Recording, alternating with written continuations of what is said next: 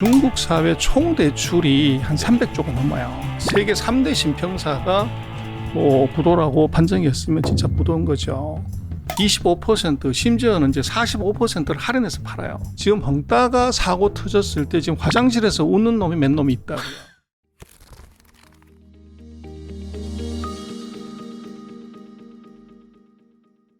정부의 숨은 의도가 두 가지가 있어요. 숨은 의도요? 첫 번째는 뭐냐 그러면 이 부동산 경기 과열 이거를 이제 막아야 되는데 네. 이게 너무너무 좋은 이제 이 악재인 거죠. 부동산 업계 전체가 아니라 정부 방침에 역행한 3등하는 회사가 지금 문제가 되고 1등, 2등은 전혀 문제가 없어요. 그러니까 딱 뺨을 한 대 때리려고 했는데 알아서 먼저 울어주는. 그렇죠. 그러니 다른 기업들이 알아서 기는 이제 어떻게 보면 경기를 자동적으로 조절할 수 있는 찬스가 왔고 예. 또 막 이제 이 아파트를 사고 싶어서 우리처럼 이 난리인데 네. 이 회사가 현금이 몰리니까 예. 신규 분양 아파트를 25% 심지어는 이제 45%를 할인해서 팔아요. 그렇죠, 그렇죠. 예. 근데 그렇게 되면 대박이다고 사람들이 왕창 가서 사야 되는데 아무도 안 사는 거죠. 불안하죠. 그렇죠. 주다가 망해버리면 네. 이 집이 날아가는 거니까. 그렇죠. 그럴 정도로 이제 이 상태를 가지게 되면 다른 건설회사들에 대해서도 그럴 가능성 때문에 사람들이 부동산에 대한 수요가 좀 주춤하게 되죠. 그래서 첫 번째는 이 헝다 사태가 중국 전체 부동산 과열을 쿨다운 시키는데 아주 좋은 이제 효과가 하나 생겼고 예. 두 번째는 이게 증시로 자금이 들어온다는 거. 우리는 뭐 외국인이 중국에서 돈 뺏고 이 헝다 사태 때문에 중국 자본시장이 불안감을 느껴가지고 이게 돈이 많이 빠진다 이렇게 생각하지만 그게 반대인 것이 외국인은 금년 2월 달 이후로 지금까지 중국 자본시장으로 후전강동 자금은 줄어든 적이 없어요. 계속 돈이 들어와요. 그리고 더 재미난 것은 금년 7월 달 이후로 이제 헝다 사태가 본격화되는 이후로 중국 증시의 하루 일평균 거래 대금이 1조 위안 180조 원이 밑으로 내려간 적 한 번도 없어요. 엄청난 거래가 이루어진다는 거죠. 그래서 그게 이제 부동산에 갔던 자금이 정부가 부동산 규제를 세게 하고 헝다 사태로 봐서 건설회사의 부도가 이어질 가능성이 있으니까 그 돈이 증시로 몰려오는 효과가 있어요. 그래서 이제 중국 정부 입장에서는 헝다를 시장 점유율 4%대 회사를 부도를 안 내고 질질 끌면서 부동산 과열을 자동으로 막고 그리고 이제 기업의 부채 비율을 낮추기 위해서는 증시를 부양을 해야 되는데 이게 가만 내버려도 부동산에 갔던 돈들이 겁먹어서 증시로 들어오는 요 효과가 나타나는 거예요. 그래서 이것을 빨리 처리 안 하고 내버려 두는 거죠. 오히려 저쪽에서는 계속 뭔가 좀 공포가 조장이 될수록 이쪽에서는 좋아지니까. 그렇죠. 전혀 생각지 못한 일이네요. 그러면은 이게 뭐 의도했건 의도하지 않았건 그런 현상들이 나타나면 뭐 물론 이제 중국 증시 입장에서는 좋기는 한 거긴 한데 이게 바다 건너 우리 입장에서는 이게 어떻게 봐야 되는 걸까요? 조금. 그래서 이제 우리가 우리는 뭐 자세히 팩트 체크 안 해보잖아요. 그래서 월스트리트저널이 뭐라고 얘기하면 다 이제 뭐 그러는데 왜 그러면 중국 본토 기업이 이제 문제가 됐으면 중국 본토가 난리가 나야 되잖아요. 근데 중국 본토 증시는 별 충격이 없어요. 오히려 홍콩이 폭락해서 난리 나고 미국의 빅스 지수가 난리가 나는 이런 현상이 벌어졌다는 거죠. 그래서 이제 이게 왜 이러냐 하는 것은 거의 답이 있는데요. 첫 번째는 헝다그룹, 자동차든 뭐 부동산 관리든 이제 부동산에서는 이게 전부 홍콩에 상장이 돼 있어요. 그러니까 중국 본토인들은 홍콩에 투자하려면 50만 위안 이상의 이제 뭐 이런 게 있어야 되기 때문에 투자하는 건 전부 기관이에요. 근데 대부분은 홍콩 시장이 외국인이 이제 투자가다 보니까 이 주식을 갖고 있는 사람들은 주가 대폭락의 대상자는 외국인 투자가예요. 그 외국인 투자는 홍콩은 미국하고 유럽 투자가가 절반이 넘죠. 주가 폭락의 손실을 미국하고 유럽이 보는 거죠. 그러다 보니까 홍콩 시장하고 미국 시장에 이제 샥을 줄 수밖에 없고, 그 다음에 이제 뭐 약간 다른 문제이긴 하지만 이 구조조정에 대한 공포가 있어요. 그래서 이 헝다그룹의 부도 처리를 하게 되면 뭐 다음 질문지에 그게 있던데 어떻게 하냐 이거 앞으로. 부도 내버리냐 그런데 아닙니다. 부도 내지 않아요. 그래서 우리도 그렇습니다만 대우조선의 처리로 같이 보면 돼요. 그래서 발행한 채권에 대해서는 이것은 출자 전환을 하고 네. 기존 주주의 지분은 소각을 해버리는 거죠. 그렇죠. 그렇게 해서 제3자를 받아들여서 그걸 이제 회사를 재정시키는 건데 예.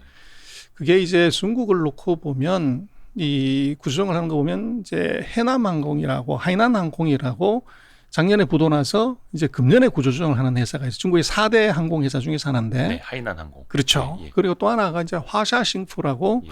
그 북경 우리 같은 경기도에서 대표적인 부동산 회사예요. 네, 이 두 개 회사가 부도 난 걸 어떻게 처리했냐 그러면 먼저 자구 노력을 시켜요. 근데 그거 갖고 부족하면 아주 중요한 포인트가 뭐냐면 우리도 왜 정부가 관여를 안 하고 빨리 정단을 하려고 그러는데 중국은 해남 성정부가 여기다가 지분을 집어넣어요. 지방정부. 그렇죠. 그리고 화샤싱푸를 보면 하북성 성정부가 지분을 집어넣어요. 그래서 지방 성정부가 구조조정의 이 주체가 돼요. 우리로 따지면 경기도, 뭐 그렇습니다. 서울시 이런 식으로. 그래서 그렇게 딱 들어가는 순간에 정부가 들어왔구나. 더 이상 나빠지지 않는다는 걸 시장에다가 시그널을 주게 되고 그렇게 되면 시장이 안정화가 돼요. 그러고 난 다음에 뭘 하냐면 이 지방 정부가 이게 이제 그 구조조정을 해요. 그래서 첫 번째 채무 조정을 하는 거죠. 네, 네. 두 번째 전략적 투자가를 모으게 돼요. 네. 그래서 채무 조정을 한다는 것이 무슨 의미냐 그러면 우리도 그랬습니다만 100억을 투자했는데 회사가 망했다. 그럼 어차피 너 이거 떼이는 거 아니야. 그렇죠. 50% 채무 탕감해 줘라. 반만 받아. 그렇죠. 그리고 나머지 반에 대해서는 어차피 얘가 이자를 못 내니까 주식으로 출자 전환해라. 그렇지. 그렇게 이제 갚버리는 거죠. 그러면 그렇죠. 적어도 그 대신에 락업 걸어야 된다. 3년, 5년. 그래서 채권 투자가들은 첫 번째는 이게 부채 탕감의 손실이 있고 그다음에 주식으로 전환해가지고 이게 낮은 가격으로 전환이 되기 때문에 그렇죠. 이게 가치가 별로 없는 거죠. 이 문제가 굉장한 리스크로 오게 되고 두 번째로 이제 주식을 산 사람도 어떻게 되냐. 뭐 주가 폭락은 기본이지만 첫 번째 대주주 지분을 소각해버려요. 그래서 이번에 흥다 시장인 회장은 70% 지분을 갖고 있지만 아마 거지될 겁니다. 빵으로만. 그렇겠죠. 대주주는 이제 차등 감자 시켜버리니까. 예. 그러니까 차등 감자가 아니라 이제 다른 경우 해남항공의 경우를 보면 대주주 지분 60%를 그대로 0을 만들어 버려요. 65%를. 과거 선례로 보면. 그렇습니다. 네. 그래서 이 시장인 회장도 지분은 0이 될 것이고 대신 이제 이 그 제3자를 아마도 이제 이 150만 채 이상의 공사를 전국적으로 할 수 있는 건설회사를 갖다 붙이는 거죠. 그놈이 전략적 투자가로 들어와서 자기가 증자를 하게 돼요. 네, 네, 네. 그리고 사업을 인수해서 가게 되는데 그렇게 되면 이제 3자 배정 유승자니까 기존 주주들한테 그렇죠. 배정을 안 하니까 기존 주주들의 입장에서는 권리락 효과가 생기고 네. 그리고 그 물량이 그만큼 더 늘어나니까 예. EPS 달루션 생기는 거죠. 그렇죠, 그렇죠. 그래서 그 두 가지 현상이 되니까 그러니까 미국이나 홍콩의 투자가들은 채권을 갖고 있던 주식을 갖고 있던 간에 희석이 돼. 대규모의 손실을 예. 이거를 감내해야 되는 위험이 있는 거예요. 그러니까 공포에 실린 겁니다. 그러나 중국 본토 투자가는 거기에 해당이 전혀 없죠. 그래서 홍콩하고 미국은 난리인데 이 중국 본토는 뭐 그래? 이런 정도로 끝나는 것은 이 회사의 대출 규모, 매출이 차지하는 비중 이걸 놓고 보면 마이너하다는 거죠. 근데 이제 그것이 미국이나 홍콩 입장에서는 이거는 이제 뭐 투자가들이 엄청난 손실을 받기 때문에 계속적으로 비관적으로 이제 얘기를 하고 있는 것이고요. 근데 우리는 이제 그 홍콩이나 미국의 뷰를 그대로 가져다가 이제 얘기를 하다 보니까 저거 큰일 났다. 이제 이렇게 보고 거기에 우리가 이제 숫자에 대한 착시. 그래서 원화로 환산했을 때 절대 금액에 우리가 놀라가지고 야 정말 큰일 난 것 같다. 이렇게 오해를 하는 거죠. 어찌됐든 간에 중국은 그러니까 앞에서 설명을 해주신 그 어떻게 보면 이제 질서 있는 퇴출 요 프로세스를 보면 우리나라랑 이제 뭐 크게 이제 다르지는 않는 것 같은데 어찌됐든 간에 기존 주주나 기존 채권자들에게는 피해가 될 수밖에 없고 아무리 질서 있게 퇴출을 한다 하더라도 그 과정에서 위축되는 주주들이 문제는 그들이 받게 될 피해가 다른 데로 이제 전이가 될 거냐 안 될 거냐 이거잖아요. 그러니까 뭐 물론 리먼 브라더스 사태랑은 비교는 할 수 없는 게 그때는 뭐 CDO, CDS 프리미어 이런 뭐 파생 상품들이 많아서 좀 줄줄이 도민으로 터졌던 건데 일단 그 정도까지는 전이가 안 될 거라고 보지만 어느 정도까지는 그래도 좀 피해가 이어지지 않겠습니까? 그게 지금 가늠이 될지 그래서 이제 모르겠습니다. 우리가 조금 오해하는 것 중에 하나는 이 서방의 그 구조조정의 처리 시스템을 중국도 똑같이 한다고 보는 거예요. 근데 첫 번째는 중국은 이제 금융 파생 상품이 없어요. 네. 그래서 리먼 같은 경우는 30배, 60배 레버리지를 건 거잖아요. 이 레버리지 그렇죠. 자체가 애초부터 없는 거고 지금 헝다 같은 경우는 이것이 순수 차입금이에요. 그 차입금을 못 갚은 이 정도지 거기 레버리지라는 게 전혀 없어요. 거긴 뭐 그 부채를 담보로 한 무슨 뭐 채권이 또 찍히거나 그게 없는 거죠. 그게 없는. 전혀. 그래서 그런 점이 이제 근본적으로 있고 그리고 이제 그 헝다의 문제는 지금 헝다가 사고 터졌을 때 지금 화장실에서 웃는 놈이 몇 놈이 있다고요. 그래서 말씀을 하셨지만 네. 중국에서 2020년 뭐 19년에 1위를 했던 회사고 2021년에 3위를 하는 회사인데 이 회사는 넘어가게 생겼다고요. 그 그러면 경쟁사들이 그것을 커버할 수 있는 회사는 적어도 탑5 안에 들어가는 회사여야 돼요. 이 회사들은 이게 넘버 원을 했던 회사를 똥값에 먹을 수 있는 찬스가 생긴 거죠. 근데 이 회사를 인수하게 되면 확실한 1등을 하게 됩니다. 그래서 대략 이제 탑3가 한 5천억 위안 정도, 우리 돈으로 하면 90조 정도의 매출을 하는 회사인데 네. 이 헝다를 먹게 되면 그 먹은 회사는 180조의 매출을 하는 회사로 이 탈바꿈이 생기는 거죠. 그래서 이제 아까도 말씀을 드렸지만 이것이 중국 정부 정책이 부동산 규제를 하는 데 있어서 헝다만 역행을 한 것이고 나머지 회사들은 현금 보유를 높이고 부채 비율을 낮추고 이 투자 프로젝트를 줄였단 말이에요. 그래서 헝다의 오바를 나머지 두 놈이 이제 주워 먹을 수 있는 그 가능성이 있어요. 이걸 약육강식이라고 표현하기도 좀 뭐하네요. 먼저 이제 큰 공룡이 넘어지는 거기 때문에 항상 그래서 구조조정 이후에는 더 큰 공룡이 이제 탄생을 하는 법이긴 한데 그러면 제2, 제3의 헝다그룹 사태는 최소한 그쪽 부동산 개발 시장에서는 좀 나타날 가능성이 희박하다. 그렇습니다. 이렇게 그래서 말이죠. 그게 아까도 말씀드렸지만 한 개의 회사가 이게 고속도로 역주행하다가 사고를 낸 것이고 나머지 회사들은 정주행을 한 거죠. 그래서 뭐 어제 오늘 또 언론에 보면 그 미국에서 판하이 그룹이라고 하는 범해 그룹이라는 회사가 뭐 이제 사고가 났다. 그래서 네. 이건 똑같은 이 헝다하고 같은 스토리다 이렇게 얘기를 해서 야 이렇게 되면 줄줄이 사탕이다 이렇게 얘기를 하는데 그 판하이 그룹을 보면은 매출액이 한 150억 정도 해요. 예. 그래서 헝다는 5천억을 하고요. 그래서 대략 한 헝다의 한 3% 정도 수준? 요 정도 작은 회사예요. 네. 그런 회사 정도고 지금 헝다 같은 빅가이들이 이제 제2의 헝다 사태를 갈 회사들은 뭐 별로 안 보인다.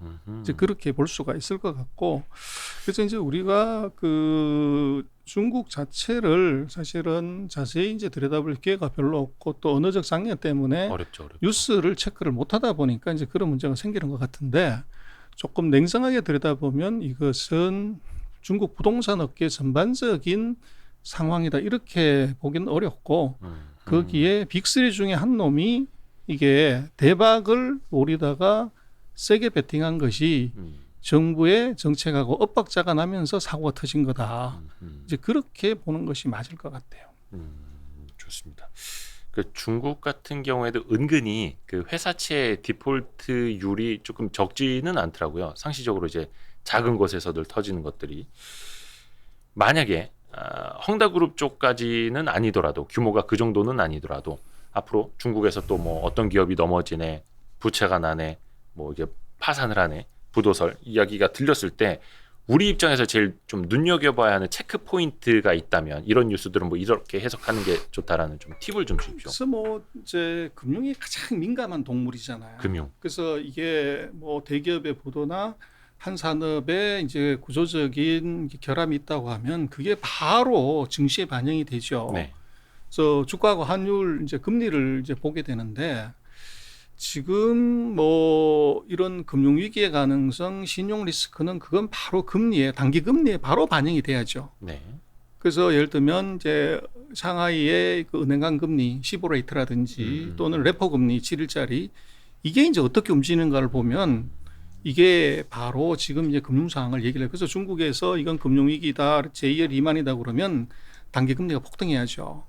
그리고 예를 들면 채권 시장이 문제가 됐다면 10년 만기채 수익률이 이게 폭락을 해야 되는데 지금 중국은 그 단기물 금리 시장이 헝다가 터진 사건이 본격적으로 터진 6월 달부터 어제까지 아주 안정적으로 2%대에서 그대로 유지를 해요. 폭등이나 폭락이 전혀 없어요. 그 얘기는 이제 중국 안에서의 헝다 사태를 금융을 어떻게 보고 있는지를 아마 정확하게 얘기를 해주는 거고, 또 이제 뭐 그런 정도로 리만 사태가 날 정도라고 얘기를 하면 환율이 움직여야 돼요. 네, 네. 대규모의 자금이 이제 밖으로 플라이트 하는 거기 때문에 아까도 말씀을 드렸지만 중국 금융시장에서 외국인들의 자금은 이것이 7월 달에도 8월 달에도 9월 달에도 마이너스가 된 적이 없어요. 계속적으로 돈이 들어오고 있다는 거죠. 그리고 아까 말씀드렸던 중국 증시 안에서의 거래 대금이 이게 계속 늘고 있다는 것, 오히려 이 밖에 있는 돈이 증시 안으로 유입되는 현상이 지금 나타나고 있는 거죠. 그래서 뭐 우리도 그렇습니다만은 과거에 우리 금융위기나 이럴 때를 보면 뭐 금리, 이거 예를 들면 하이닉스 금융위기 때 보면 회사채 금리가 19% 20% 가잖아요. 네, 네, 네. 주가 뭐 이거 완전히 폭락을 하는 그렇죠, 거고요. 그렇죠. 환율 이거 2,000원까지 가는 거죠. 네. 그래서 그 세 가지 척도를 놓고 보면 뭐 언론사들이 특히 서방 언론사가 뭐라고 얘기하는 것 그걸 주목하기보다는 네. 그 세 가지의 가장 민감한 동물들이 어떻게 반응하는지를 주가 환율 금리가 어떻게 움직이는지를 보면 그것의 이 충격의 정도나 상황을 미루어 짐작할 수 있을 것 같아요. 그러나 그 세 가지 척도에서 놓고 보면 지금 헝다 문제는 큰 충격을 주지 않고 있다.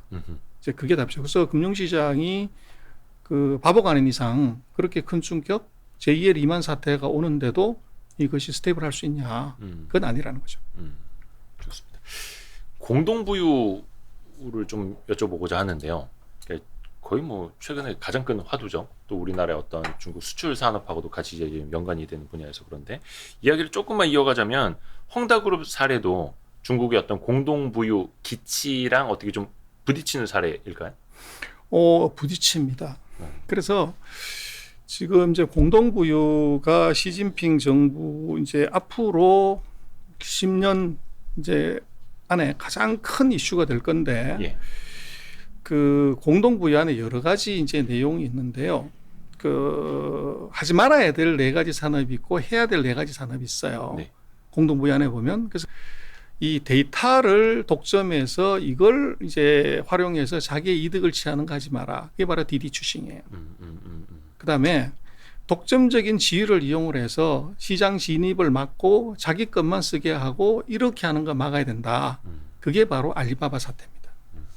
그리고 이제 공동부유를 하는 건 좋지만 공동부유를 하려고 해도 공동부유할 사람이 없으면 문제가 되죠. 네.